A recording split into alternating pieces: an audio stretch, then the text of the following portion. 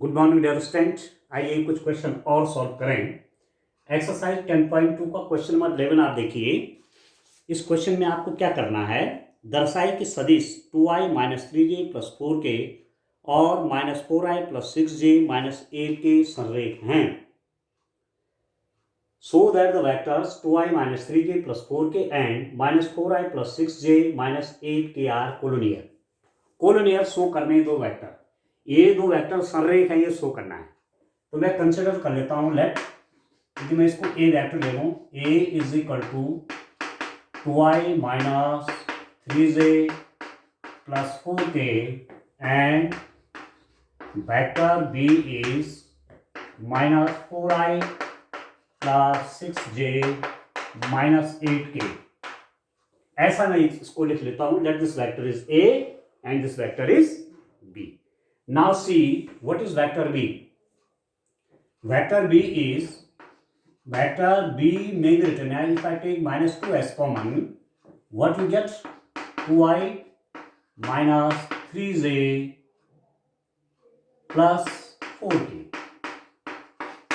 यहां से इस वेक्टर b में मैं यदि माइनस 2 कॉमन ले लूं तो मेरे पास क्या बचेगा? 4i minus 3j plus 4k। अंदर मल्टीप्लाई करेंगे तो माइनस 4i प्लस 6j और ये आपका minus 8k। Now this implies that what are you getting? Vector b is equal to minus 2 and this is what? This is the value of this vector. ये जो value है ये इस vector की है, ए वेक्टर है ये, तो कितना हो जाएगा?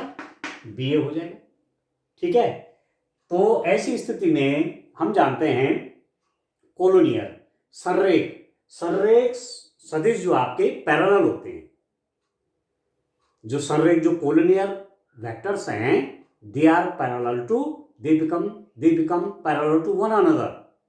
ठीक है, यदि मैं कहूं किसी टाइम पर this is vector A and this is vector B and these two vectors, if these two vectors are parallel to one another, यदि ये पैरेलल हैं देन दे आर कोलोनियर, ये संरेख हैं।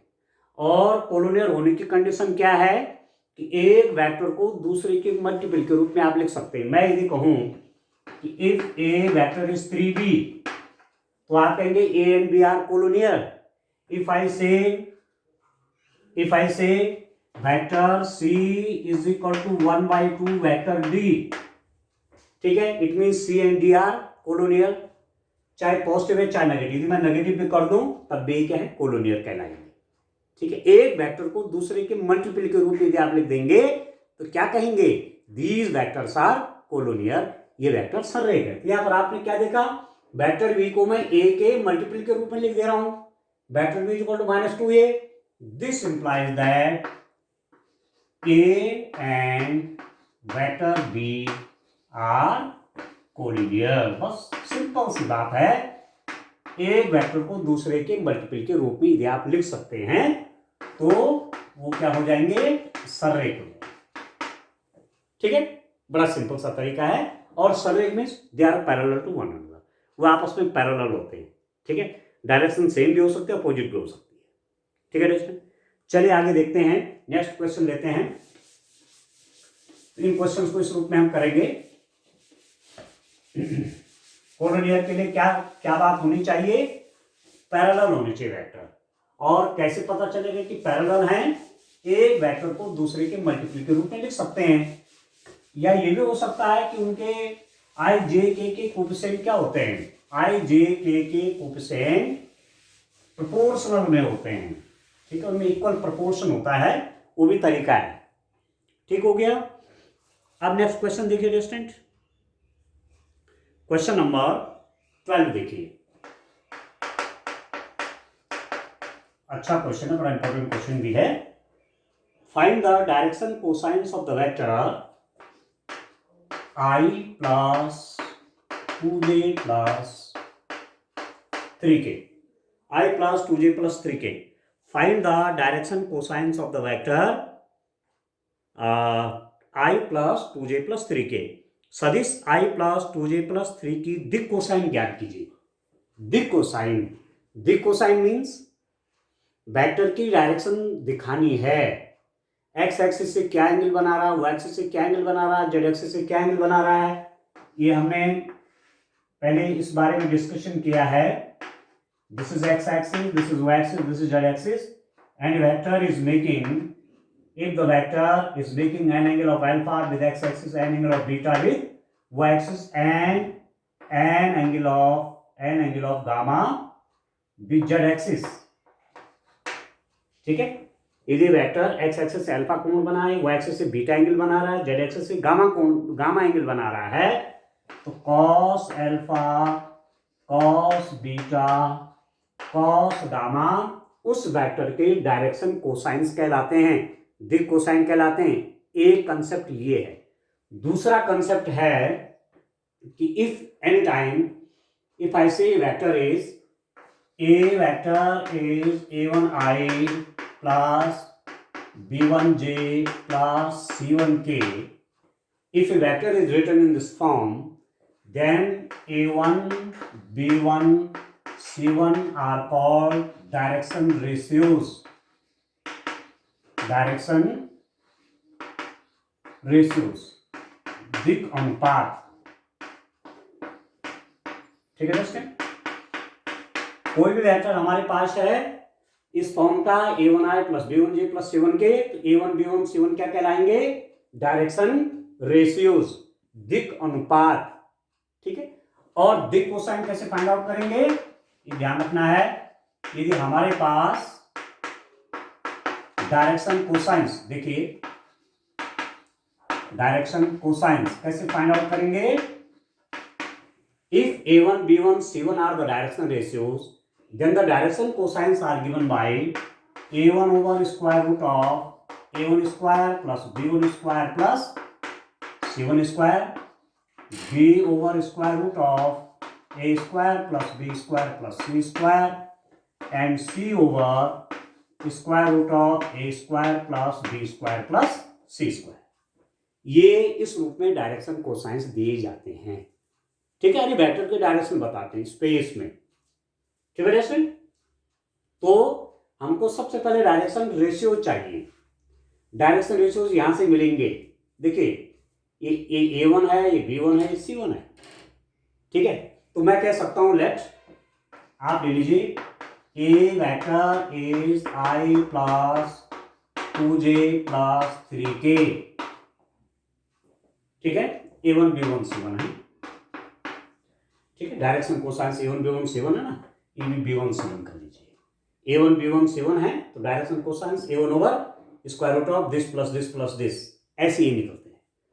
तो आप देखिए अब क्या हो जाएगा, कंपेयरिंग विद, अब तुलना कीजिए आप, कंपेयरिंग विद, किसके साथ कंपेयर कर रहे हैं, a is equal to a1i plus b1j plus c1k.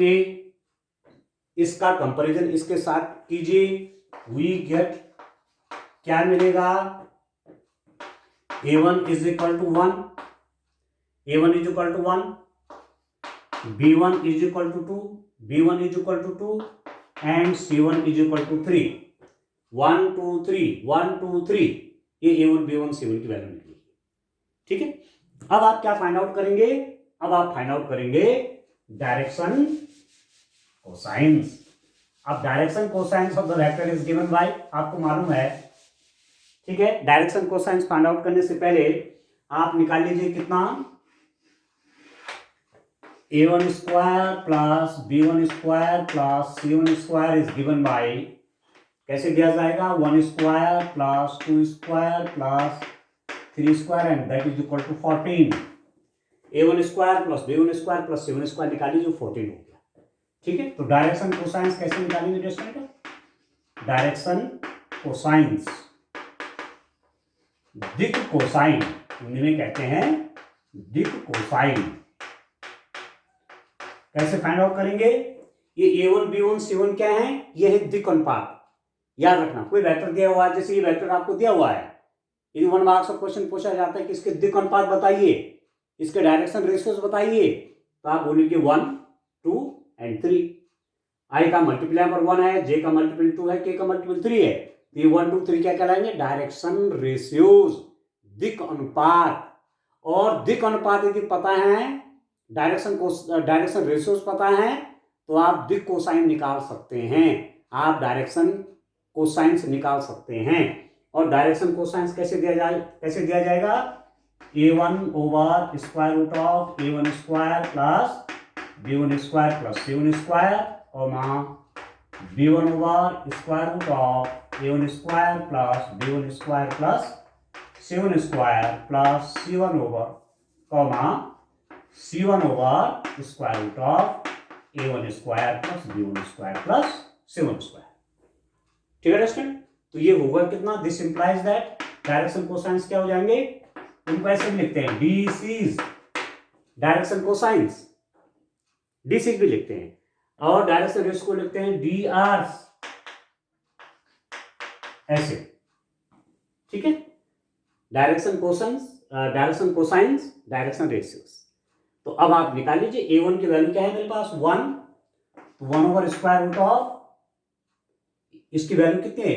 ये 14 है, 14, 2 over square root of 14, 3 over square root of 14, a1 plus b1 plus c1 square आपका 14 है, ये 14 हो गया। a1 means 1 by square root of 14, 2 by square root of 14, 3 by square root of 14, ये निकल गया डायरेक्शन कोसाइंस।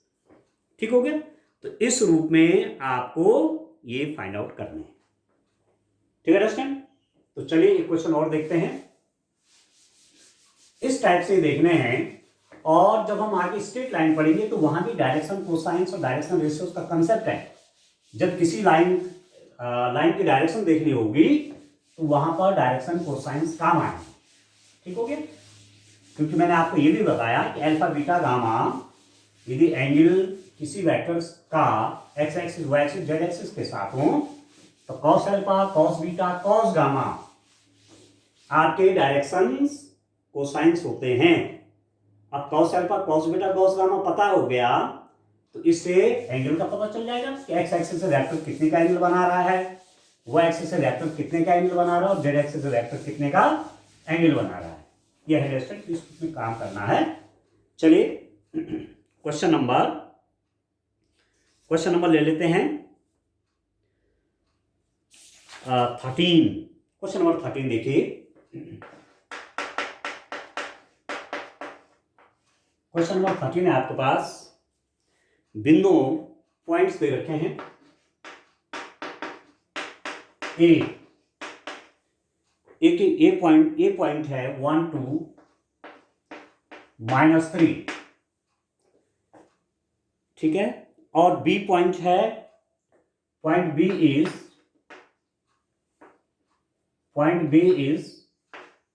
-1 -2 3, -1 -2 और लास्ट में ये 1 है, -2 -1 -2 1। ठीक है, दो पॉइंट आपके पास हैं डिस्टेंट, 1 2 -3 एक पॉइंट है, दूसरा पॉइंट है -1 -2 1। ठीक है, बिंदु A 1 2 -3 एवं B -1 -2 1 को मिलाने वाले एवं A से B की तरफ दिष्ट सदिश की दिक् कोसाइन ज्ञात कीजिए।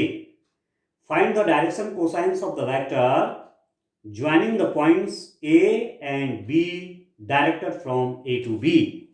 अब डिस्टेंस देखिए, यहां से लेकर के इधर की वो डायरेक्टेड वेक्टर है, ए से बी की वो डायरेक्शन में, ए से बी डायरेक्शन में, ए वेक्टर से ए पॉइंट से बी की डायरेक्शन में वेक्टर चाहिए। तो कहने का मतलब हुआ कि you have to find the vector A B vector चाहिए। ठीक, और एक फॉर्मूला आपने पढ़ा था, यदि मेरे पास पॉइंट पी है, उसके कोऑर्डिनेट है x1 y1 z1, और दूसरा पॉइंट क्यू है, उसके कोऑर्डिनेट क्या है x2 y2 z2 है, और यदि मुझे पी क्यू वेक्टर चाहिए तो P Q vector is given bye x2 minus x1i plus y2 minus y1j plus z2 minus z1k। ये P point has the coordinates x1 y1 z1, Q point has the coordinate x2 y2 z2, then the vector PQ is given by this vector is directed from P to Q. PQ is given by x2 minus x1i plus y2 minus y1j plus z2 minus z1k. x2 minus x1i plus y2 minus y1j plus z2 minus z1k.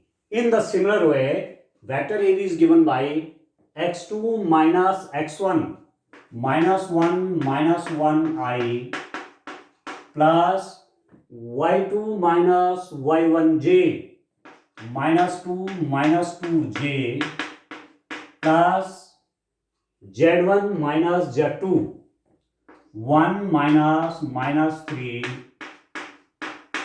बस ये निकल जाएगा x2 minus x1 i y2 minus y1 j z2 minus z1k. बस निकल गया. तो A B vector is -2i minus 4j और ये माइनस माइनस प्लस हो गया तो प्लस कितना होगा एडजस्टिंग 4k हो गया. ठीक है, यहां पर नेगेटिव नेगेटिव पॉजिटिव हो गया तो 1 + 3 4 हो गया. -2 -2 -4 होता है, -1 -2. Now you have the vector AB. Easily you can find the direction ratios as well as direction cosines of this vector AB. इस वेक्टर AB का डायरेक्शन कोसाइंस और डायरेक्शन रेशियोज आप आसानी से फाइंड आउट कर लेंगे. ठीक है, तो डायरेक्शन रेशियोज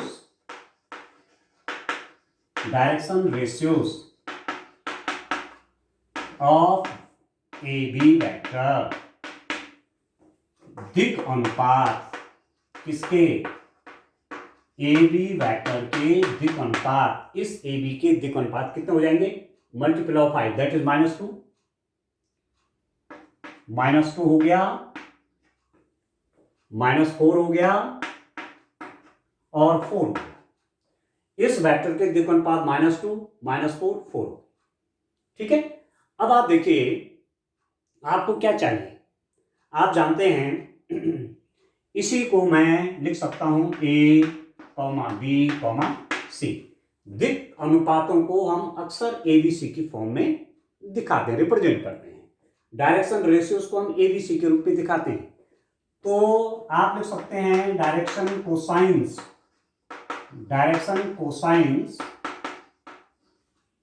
ठीक है, दिक् कोसाइन कैसे दिया जाएगा डिस्टेंट, दिक् कोसाइन किस रूप में दिए जाएंगे.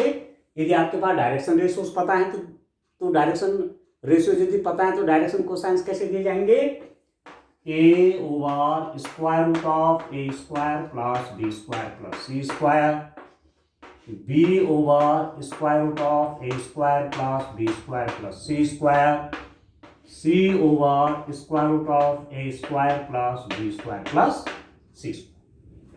क्लियर हो गया.